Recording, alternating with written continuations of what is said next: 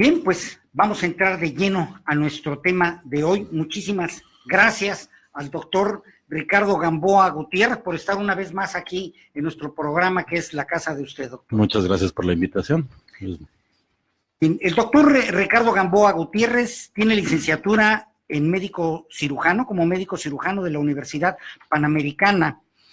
Tiene especialidad en cirugía general y laparoscópica del Hospital General Agustín Orán y de la UADY. Subespecialidad de cirugía oncológica en el Instituto Nacional de Cancerología de México. Doctor, muchísimas gracias. Gracias. Bienvenido.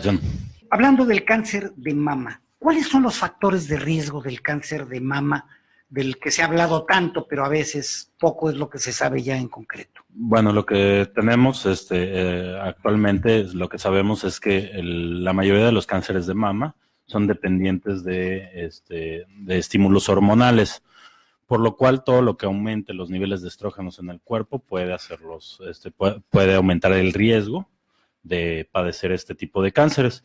Principalmente el uso de anticonceptivos dependientes de estrógenos. La mayoría de los que se utilizan actualmente son dependientes de progestágenos y la terapia estrogénica a veces se utiliza en pacientes en menopausia para disminuir los síntomas. Esto da un aumento del riesgo del cáncer de mama. No quiere decir que todos los pacientes que lo tomen lo van a tener, simplemente su riesgo está aumentado.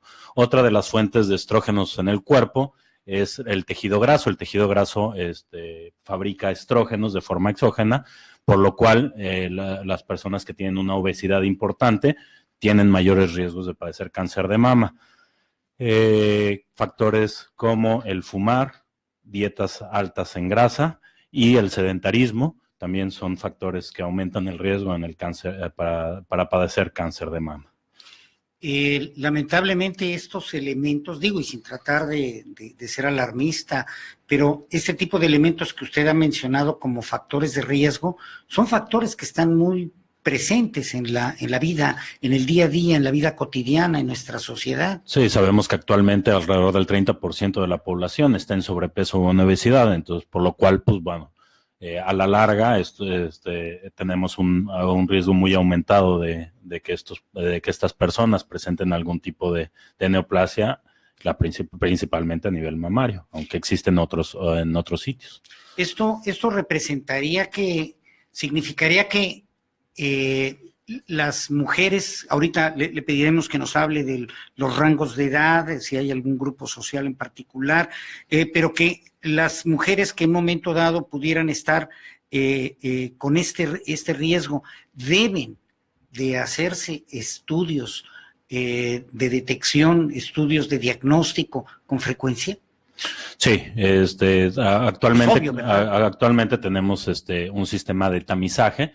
El tamizaje son estudios que se realizan en personas sanas para detectar en forma temprana la presencia de una lesión. Pues se sugiere realizar una mastografía bilateral en mujeres mayores de 40 años, desde los 40 hasta los 70 años. Posterior a esto, ya nada más son diagnósticas. Esto no quiere decir que las pacientes menores de 40 años no tengan cáncer de mama. En realidad, actualmente cada vez estamos viendo más casos de este tipo de cáncer de mama en menores de 40 años. Sin embargo, en pacientes menores de 40 años, lo que se sugiere es la autoexploración, ya que la mama tiene cambios fisiológicos con cada ciclo menstrual, donde hay periodos de inflamación, presencia puede sentirse alguna bolita o algo que realmente pues no es un cáncer, es simplemente los cambios propios de la mama. Pero la mujer tiene que aprender a conocer sus mamas, revisarse una vez al mes, 10 días después de que termina su regla, tocarse la mama, de preferencia cuando se está bañando, y en caso de sentir alguna nodulación o algo, ya acudir con el especialista. En ese momento el especialista puede mandar algún estudio que ya no se llama tamizaje, ya es un estudio diagnóstico, que lo podemos hacer con ultrasonido o con mastografía, o ya en casos más, ya que donde nos quede alguna duda, podemos realizar resonancia magnética. Muy bien.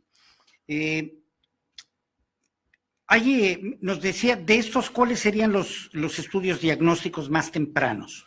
Lo que se sugiere es la mastografía de inicio. Cuando no tenemos síntomas, se realiza mastografía en 2 proyecciones. Cuando tenemos algún nódulo o algo sospechoso, se realizan más proyecciones. Las proyecciones es cómo entra el rayo a la mama y según eso podemos ver sitios un poquito más específicos y dirigir el foco del rayo para ver una lesión en específico, al igual que complementarlo con un ultrasonido.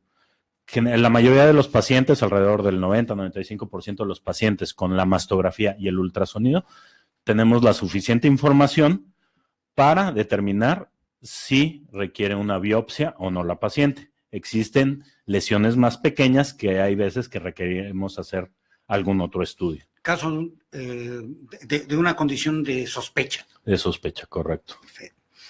Bien, digo, lamentablemente a veces, bueno, ocurre, todos desearíamos que no sucediera así, pero si el diagnóstico es positivo, si la persona resulta que en esos diagnósticos le dicen que tiene cáncer, ¿qué es lo que debe de hacer? Bueno, lo más importante, pues cáncer de mama. Cáncer de mama. Lo más importante, pues bueno, es acudir con un médico especialista dentro de la especialidad de oncología. Habemos varios especialistas, ginecólogos, oncólogos quirúrgicos, oncólogos médicos y radiooncólogos. Lo más adecuado es acudir con un ginecólogo o con un cirujano oncólogo, el cual pueda hacer el abordaje inicial, que se trata del diagnóstico mediante biopsia, ya sea que nada más se pique el tumor y se saque una pequeña muestra para eso, para saber qué tipo de tumor es y dar el tratamiento inicial. La mayoría de los cánceres se tratan de forma inicial con cirugía. Sin embargo, hay algunos que podemos iniciar algún otro tratamiento según si la mujer desea o no conservar la mama. Eso sería un principal factor. O los pacientes que ya tienen tumores muy grandes, a veces hay que darles un tratamiento con quimioterapia o radioterapia para disminuirlo y posterior cirugía. Pero la piedra angular del tratamiento de este tipo de cánceres es mediante cirugía. Doctor, cuando el cáncer de mama se detecta, digamos, en una fase muy temprana, ¿qué porcentaje hay de sobrevivencia? ¿Qué se le puede decir? Bueno, la mayoría de los pacientes, nosotros clasificamos los cánceres en el de estadio 1 al 4. 1 cuando está empezando, 4 cuando está muy avanzado y ya no podemos curarlo. En el estadio clínico 1, alrededor del 95% de los pacientes nos pueden llegar a 10 años de vida. Claro. Entonces, muy probablemente, pues ya si son personas grandes, pues morirán de alguna otra cosa. A fin de cuentas, ya actualmente podemos llevar a los pacientes a una larga vida, a una curación. Sin embargo, pues siempre es importante saber que cualquier paciente, aunque tenga un tumor muy pequeñito y se haya diagnosticado de forma inicial, de forma temprana, siempre tiene un riesgo de que regrese la enfermedad, por lo cual el paciente siempre va a estar en vigilancia con nosotros. 5, 10 años, 20 años después, eso no importa. Que al principio los vigilamos de forma muy cercana y ya posteriormente vamos alargando las citas y ya los vemos ya de forma más esporádica, a veces ya hasta cada año los llegamos a ver. Aquí la clave es el diagnóstico temprano. Claro, lo más importante pues es conocer el cuerpo, hacer sus tamizajes, que es la mastografía anual en pacientes mayores de 45 años y pues bueno, que las mujeres se autoexploren, porque pues a fin de cuentas pues ellas pueden detectar en cualquier momento un cambio. Es más fácil que ellas lo detecten a que un médico lo detecte. Bien. Doctor, se habla de estadificar el tumor. ¿Por qué es importante? ¿En qué consiste? Porque incluso es un concepto para quienes no es personal médico, no es muy conocido. Bueno, la estadificación se trata de nosotros hacemos estudios para ver si la enfermedad está únicamente en la mama o está en otro lado. El primer sitio donde se va el cáncer de mama es a los ganglios axilares.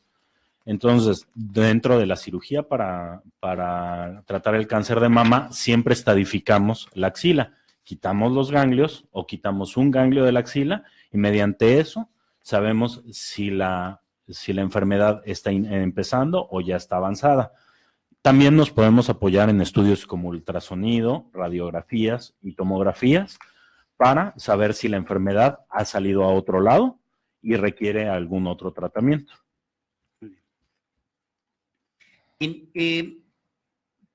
¿Cuál es el tratamiento para el cáncer? Pues el tratamiento es multimodal. No existe un tratamiento único. Requerimos de varios puntos. Como ya le comenté, el tratamiento, la piedra angular del tratamiento, pues es la cirugía. Sí. Puede ser cirugía conservadora, nada más conservando la mama, conservando todo el tejido, conservando la piel y haciendo una reconstrucción en el primer momento, o quitar toda la mama. Eso ya depende del tumor y de la paciente, de las características. Pero siempre se les debe de ofrecer a todas las pacientes ese tipo de tratamientos. En caso de ya una vez hecha la estadificación inicial, ya se puede dar tratamiento mediante quimioterapia, radioterapia, inmunoterapia, que son medicamentos nuevos que atacan solamente al tumor, y otro tipo de tratamientos que se llaman hormonoterapia. La hormonoterapia ya es un tratamiento a largo plazo, alrededor de 5 a 10 años, que con ese disminuimos el riesgo de que regrese la enfermedad, y se lo damos a pacientes que sabemos que el tumor se alimenta de hormonas, como los estrógenos y la progesterona. Cuando un paciente ya tuvo su tratamiento completo, cuando haya cubierto todas estas etapas que usted ha mencionado, ¿cuál es el seguimiento? ¿Qué es lo que sigue? Bueno, generalmente los tratamientos pues son tratamientos largos, van de un mes hasta 6 meses de tratamiento, una vez, o podemos llegar hasta el año. Una vez que se documenta, terminó todos los tratamientos y se documenta que no hay enfermedad en ningún lado, generalmente iniciamos con un seguimiento muy estrecho, alrededor de cada 3 meses. Cada 3 meses hacemos estudios de laboratorio, gabinete, como radiografías, ultrasonido o tomografía, según sea el caso, según el estadio clínico, y la vigilancia de la mama contralateral. ¿Por qué? Porque cuando una paciente tiene cáncer en una mama, tiene un riesgo aumentado de presentar otro cáncer en la otra mama a largo plazo.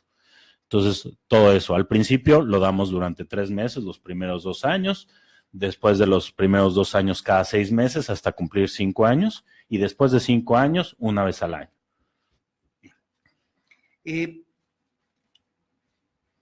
cáncer se puede heredar de alguna forma o de manera inevitable? Sí, hay 2 tipos de herencia. Lo que hablamos de los cánceres familiares, que no está asociado a una mutación de un gen, simplemente pues le dio a mamá, le dio a la prima y pues por ahí salió otro familiar. Esos no están asociados a una mutación. Existen otros tipos de cánceres que sí están asociados a la mutación, que eso representan alrededor del 10% de los cánceres. Existe otro 5% que está asociado a una mutación. General, la más común es las asociadas a BRCA1 y BRCA2, que es un gen que está mutado en las personas. Okay.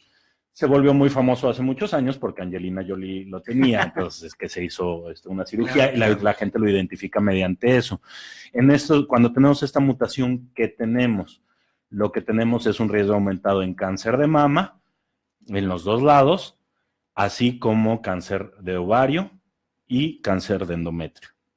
Por lo cual, esos pacientes requieren un seguimiento especial y determinaciones para ver si los hijos o los hermanos tienen esta mutación. Esta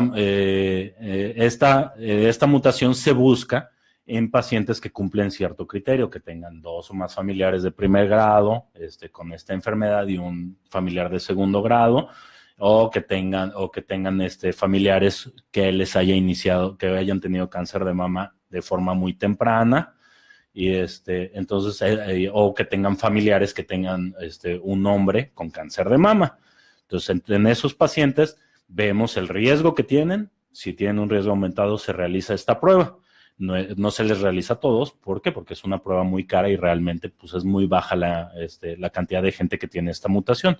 Pero sí cumple ciertos criterios y bajo el asesoramiento de un genetista, que también eso es parte del seguimiento que le damos al paciente con cáncer de mama. Si vemos que tiene en la familia muchos casos de cánceres, lo mandamos al genetista, el genetista hace su árbol genealógico y decide si es necesario hacer algún estudio para buscar este tipo de mutaciones, así como algunas otras. Existen muchas mutaciones, pero ya muy poco comunes. Doctor, el sistema inmunológico del que se habla también mucho, ¿sí? Y que se dice también que juega un papel fundamental en ese tipo de enfermedades. Cuando una persona tiene factores de riesgo o cuando una persona ya presenta esta situación, ¿qué papel juega? Se habla de hay que fortalecer el sistema inmunológico, parte también de las creencias, ¿no? Es decir, vamos a fortalecer el sistema inmunológico, pero ¿hasta dónde sí, hasta dónde no? ¿Cuáles son los límites? ¿Qué es lo que usted aconseja? Porque hay personas que incluso renuncian a su tratamiento. Yo he sabido de personas que renuncian a su tratamiento con medicamentos para en un momento dado recurrir solo a estos remedios o estas soluciones para estimular el sistema inmunológico. Bueno, el sistema inmune siempre tiene una reacción contra cualquier tumor que tenemos en el cuerpo. Eso es inamovible. A fin de cuentas, por eso hay una inflamación alrededor de ese tejido. Entonces, el cuerpo siempre reconoce al tumor como algo malo. Claro. Entonces, el cuerpo siempre está luchando contra el cáncer. Sin embargo, nunca es suficiente con la reacción del tumor. Actualmente tenemos terapias que están probadas científicamente, que son medicamentos regulados, que tienen un alto costo, que utilizan la reacción inmune del cuerpo para apoyar, van y se unen a un sitio específico del tumor. El cuerpo reconoce al medicamento, el medicamento señala el tumor y el cuerpo mata al tumor. Entonces, mediante este sistema, hay una excelente respuesta a este tratamiento. Sin embargo, no es para todos los pacientes. Sabemos, ya actualmente tenemos los estudios necesarios, tomamos una muestra del tumor y eso se manda a algo que se llama inmunohistoquímica. Esta inmunohistoquímica lo que nos dice es a qué es sensible ese tumor específicamente y mediante eso hacemos una terapia dirigida para cada paciente. Por eso comento que hay unos que les damos hormonoterapia, algunos quimioterapia, algunos inmuno, porque sabemos que ese tumor responde específicamente a esos medicamentos y no producimos más daño del que debemos. ¿Por qué? Porque todos los tratamientos tienen sus reacciones y tienen sus riesgos, pero bueno, ya sabemos cuáles responden y cuáles no, y mediante eso damos una terapia dirigida a cada paciente, no al tumor, claro, sino al paciente. Entonces es la que más le convenga a ese paciente. Esto, ahora, no estamos peleados con el hecho de la nutrición. La nutrición es un factor muy importante que estimula tener un factor, una inmunidad adecuada. No estamos peleados con el ejercicio, al contrario. Nosotros les pedimos a nuestros pacientes que tienen que hacer ejercicio. A veces se sienten muy mal, a veces tienen días muy malos con los tratamientos de quimioterapia y hormonoterapia y todas estas cosas, pero aún así nosotros les pedimos que hagan ejercicio. ¿Por qué? Porque su pronóstico es mucho mejor y eso es alentando al sistema inmune a estar de una forma más sana, porque claro, pues, a fin de cuentas tenemos que trabajar con él, no en contra de él. Claro, y por supuesto también la parte emocional debe de jugar un papel fundamental en el tratamiento, ¿no? En cualquier tratamiento. Claro, generalmente se intenta tener, no en todas las unidades tenemos esa oportunidad, pero lo ideal es que en todas las unidades tengamos el apoyo de un psicólogo que esté con los pacientes, que los encamine, que nos ayude también. Hay veces que a nosotros no nos entienden muy bien algunos conceptos y ellos nos ayudan mucho a reforzar la importancia del apego al tratamiento, del seguimiento, pues ver el lado emocional del paciente, porque a fin de cuentas, si el paciente no está bien consigo mismo, menos va a responder al tratamiento y menos se va a pegar a un tratamiento que a fin de cuentas es fuerte, que a veces se sienten mal, pero pues bueno, es necesario para salvar la vida. Implica un trabajo en equipo, de acuerdo con lo que usted nos dice, implica ponerse en las manos de un especialista, implica un enfoque al particular a cada uno de los pacientes, de acuerdo con pues los estudios y lo que determina el médico especialista, implica prevención. Todo esto es obviamente una condición de conciencia. Sí, lo que tenemos que enfatizar más es la prevención. No podemos prevenirlo como tal, no existe una vacuna, por desgracia, pero sí tenemos que detectarlo temprano para que el tratamiento, entre más temprano se diagnostica, son tratamientos más cortos, menos sufrimiento para el paciente, más opciones de tratamiento, entonces por lo cual pues siempre se le sugiere un diagnóstico temprano. ¿Cómo? Autoexploración, mastografía después de los 40 años de edad, y bueno, y acudir a su médico, y un médico especialista que pueda, que pueda dar un adecuado abordaje a este tipo de tumores. ¿Cuál es el motivo por qué el cáncer de mama es más frecuente en menores de 40 años, la señora Berta? No es más frecuente en mujeres de 40 años, es al contrario, la edad de mayor riesgo es entre los 50 y 65 años. 50 es el punto y 65 máximo, años. Es el punto máximo de incidencia. Claro. Puede ser que actualmente la gente obviamente pues, se fija más cuando se entera que una paciente joven tiene cáncer de mama, claro, pero es la menor proporción. Bueno, no la menor, pero sí es una proporción minoritaria, por lo cual no hacemos tamizaje para pacientes de menores de 40 años. Sin embargo, ahorita sí hemos visto una tendencia al aumento de estas pacientes. Esto se dice que es por cambios, así como, por ejemplo, en Estados Unidos, el cambio, hubo un aumento hace muchos años en su incidencia. Acá también ya empezamos a tener este cambio. Esto es por un cambio en la dieta de los pacientes. Tenemos mayor consumo de grasas, mayor consumo de alimentos procesados, y todo esto, pues bueno, se ha visto que así como un aumento en el sedentarismo y en la obesidad, por lo cual, pues bueno, se está presentando en edades más tempranas. Ahora, esto no quiere decir que una persona sana, con pues delgada, que haga ejercicio, que coma bien, no le puede dar cáncer de mama. Pero generalmente los cánceres en personas menores de 40 años generalmente tienen una historia familiar importante o alguna mutación como la que hablamos de BRCA. Doctor, el profesor Flores pregunta, ¿el alcohol es un factor de riesgo? El alcohol en este tipo de cáncer, en cáncer de mama, no se ha visto que aumente la incidencia. Sin embargo, sí existe un aumento de riesgo en cáncer hepático, en cáncer cervicouterino, que es el siguiente cáncer que vamos a ver, en cáncer de esófago y en tumores de cabeza y cuello, que puede ser laringe, cavidad oral, hipofaringe. ¿Y el alcohol es un factor de riesgo? Aumenta el riesgo para padecer cualquiera de este tipo de tumores. Bien, ya está la respuesta. Una pregunta, bueno, fueron varias preguntas que nos llegaron relacionadas con esta noticia que la Organización Mundial de la Salud dio a conocer, que fue muy controvertida en el sentido de que los alimentos embutidos, los chorizos, el tocino, las salchichas, los jamones, todos los alimentos industrializados embutidos por los conservadores denominados nitritos, nitratos, etcétera, estos de alguna manera propiciaban y podrían provocar cáncer. Sí, esto es correcto. Sin embargo, no hay que tomarlo, simplemente se clasificó como un cancerogénico comprobado. Eso no quiere decir que todos los que comamos embutidos nos va a dar cáncer. Simplemente lo que significa es que si llevamos una dieta alta en este tipo de alimentos, hay un alto riesgo de cáncer. Un ejemplo muy claro es el cáncer gástrico en Japón. Ellos tienen una muy alta incidencia y se vio que era por este tipo de alimentos, pero ellos lo consumen por otro tipo, por cosas ahumadas, que es muy común en su dieta.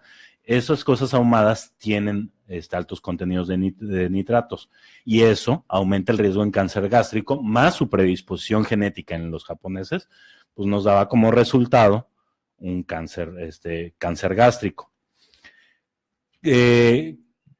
La modificación de la dieta ha mejorado un poco la incidencia, pero a fin de cuentas ellos ya tienen la predisposición.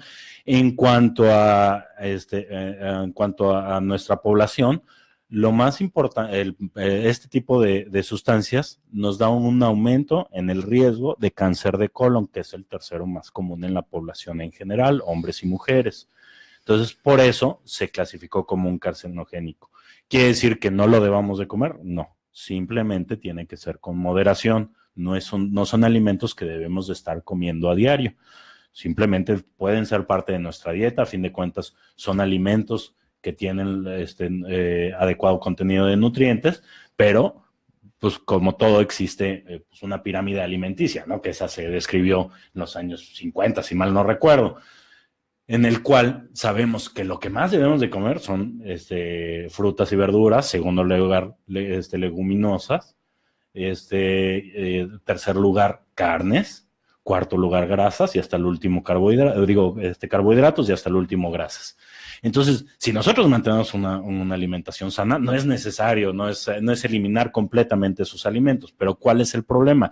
Que actualmente tenemos un alto consumo en carne, comes en la mañana carne, en la tarde carne y en la noche carne, pues obviamente tu riesgo de padecer este tipo de tumores, no solo gástrico, de colon, hepático, pulmonar, todos estos, se aumentan al consumo alto de este tipo de sustancias. Y lo que yo le pediría es unas conclusiones, sus recomendaciones a las personas que nos están escuchando en relación, en general, sobre el cáncer y, por supuesto, lo que hemos hablado el día de hoy y, por supuesto, pues pedirle el compromiso, ¿verdad?, aquí en público, de poder retomar todos estos temas y los programas que teníamos, los temas que teníamos programados. Claro que sí, con todo gusto. En el momento que gusten, pues con todo gusto vendré otra vez a platicar con ustedes.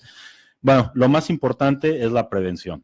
Si llevamos el cáncer, por desgracia, todavía no tenemos cómo evitarlo, pero sí tenemos muchas formas de disminuir la cantidad de cánceres avanzados que diagnosticamos. Actualmente tenemos que entender que alrededor del 50 al 60% de los cánceres nos llegan en estadios localmente avanzados o avanzados. Esto quiere decir ya incurables. Entonces, pues es muy importante un diagnóstico temprano. En cuanto al cáncer de mama, ya lo comentamos, la autoexploración. La mujer a partir de los 20 años debe de hacerlo en casa una vez al mes, 10 días posteriores al término de su menstruación. Tocar la mama, si nota algún nódulo o algo anormal, acudir con su médico. Igual si ve alguna asimetría, salida de líquido por el pezón, acudir con su médico.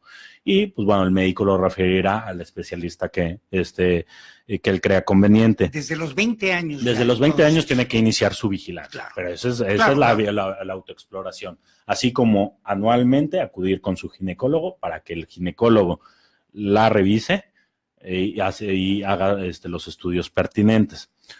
En cuanto al cáncer cervicouterino, que es el segundo más común, tenemos que realizar el Papa Nicolau. El cáncer cervicouterino ha ido un descenso en la incidencia. Esto lo hemos logrado a través de todos los programas que ha realizado el gobierno para detección temprana y con el Papa Nicolau. Y ahora con la captura de híbridos que es para detectar el VPH, que es el virus de papiloma humano, que es el que produce el cáncer. Con esto ya estamos encontrando lesiones premalignas, las cuales se tratan antes de que sean cáncer. Y por eso la mortalidad ha ido disminuyendo de forma significativa. Y actualmente ya la Secretaría de Salud y todas las instituciones de salud ya cuentan con la vacuna para virus de papiloma humano que se le debe de aplicar a todas las niñas a partir de los 12 años. Es una vacuna efectiva, una vacuna que va... Actualmente ya están saliendo los primeros resultados de Estados Unidos y Europa, que fue donde primero se inició la vacunación, y al parecer disminuye de forma muy importante el cáncer a largo plazo. Todavía no tenemos los números exactos. ¿Por qué? Porque las que se vacunaron hace 15 años, pues actualmente tienen 35, 40 años, entonces todavía no están en la edad de mayor riesgo, pero sí se ha visto una disminución de encontrar virus de papiloma humano que produce cáncer, porque existen muchos tipos, alrededor de 60 tipos de virus de papiloma humano. La vacuna ataca solo a los más importantes que producen cáncer y ya se ha visto que hay una disminución de estas lesiones, hay disminución de lesiones precancerosas de alto grado y se ha visto que hay una disminución de cánceres en esa población en específico. Entonces, si el gobierno está invirtiendo en este tipo de vacunas, pues hay que ocuparla. Claro. Y pues bueno, si tenemos si tenemos la capacidad económica en un medio privado, pues yo también sugeriría que a los hombres, que somos los principales portadores de este virus, a nosotros no nos hace nada, pero estos virus específicos, pero nosotros somos los que lo transmitimos, entonces yo creo que también vale la pena. Claro. Está aprobado para el uso para menores, para hombres también, para no ser portadores. Entonces, pues bueno, pues también podríamos ocuparlo, ¿no? Claro, pero eso no, la Secretaría de Salud no está aprobado para uso en otras personas, pero pues yo creo que también es importante cuidar a la mujer. Ojalá pudiera darse también esa opción para que el varón, porque sería una condición de responsabilidad, responsabilidad como varón, ¿no? Y bueno, aparte, pues el Papá Nicolau debe de iniciar a partir del inicio de vida sexual activa, se debe realizar su Papá Nicolau anual. En caso de ya tener varios Papá Nicolaus, se pueden ir sin ninguna lesión, se pueden ir haciendo ya más periódicamente. Entonces, pues bueno, pues si llevamos una adecuada vigilancia, pues hasta nos quitamos se pueden quitar la molestia a las mujeres de estar sufriendo, porque pues es incómodo, tienen que poner un espejo y hacer un raspado. Entonces es un poco incómodo, pero pues bueno, si lo estamos haciendo cada año, pues ya podemos dejarlo de hacer cada año y hacerlo cada 2, 3 años. Y pues bueno, obviamente, pues cuidarse, ¿no? Tener relaciones sexuales seguras, si no es con una pareja estable, con condón. Si ya es con una pareja estable, pues bueno, pues ya no hay mayor problema, ¿no? Claro. Pero pues siempre es importante y pues también tener la conciencia que como hombres nosotros somos los que transmitimos este tipo de infecciones, así como muchas otras, ¿no? Entonces también ser responsables en cuanto a los cuidados de salud sexual, que pues bueno, ya todos lo sabemos, usar condón en relaciones de riesgo, evitar relaciones con personas desconocidas y todas esas cosas, ¿no? Que ya se ha platicado mucho sobre eso. Entonces, fundamentalmente, prevención, señala usted, el hecho de tener información clara, ¿verdad? Y no bajar la guardia, estar alertas sobre todo quienes en un momento dado pudieran encontrarse en alguna situación con algún factor de riesgo. Sí, claro, y lo más importante es conocer nuestro cuerpo, y si nuestro cuerpo tiene un síntoma, externarlo a un médico, porque la mayoría de los pacientes generalmente tuvieron síntomas antes de que se detectara alguna de estas enfermedades. Entonces, si uno conoce el cuerpo, ve algún cambio importante, pues bueno, acudir a su médico, el médico decidirá qué estudio realizar y pues derivará al especialista que así lo requiera. A veces tenemos miedo de ir al médico, tenemos miedo de hacernos nuestros estudios que debemos de realizarnos. Muy frecuentemente. Los hombres, por ejemplo, pues no hacemos nuestro tamizaje para cáncer de próstata, que pues es un estudio de sangre y es una exploración por el urólogo. Pues nos da miedo, ¿no? Nos sentimos incómodos. Igual las mujeres, pues que me revisen en el seno, que me tomen un Papá Nicolau, pues sí es incómodo, pero pues a fin de cuentas esto nos va a evitar muchos problemas en un futuro. Yo le escuchaba a una paciente que le decía a su hija que tenía miedo de hacerse un estudio ahí en el hospital y le decía, mira, esto de hacerse un estudio, hija, es exactamente como si quieres cruzar una avenida en donde viene un tráiler y tú te pones la mano y dices, no veo, no volteo, no lo veo, no lo quiero ver, no, y el tráiler no va a dejar de venir. Entonces lo que necesitas es que te avisen lo antes posible para que te puedas hacer a un lado, ¿no? Claro. Entonces, pues eso es lo... Y sobre todo, pues que con el cáncer, pues bueno, entre más, a fin de cuentas, el riesgo, pues es lo más importante que tenemos, que es la vida. Entonces, si lo detectamos temprano, todos los cánceres son curables en una detección temprana. Claro. Si ya está avanzado, pues generalmente la mayoría de los tratamientos son para mitigar el sufrimiento del paciente. Esto es muy importante. Yo le pediría que nos hiciera el favor de repetirlo.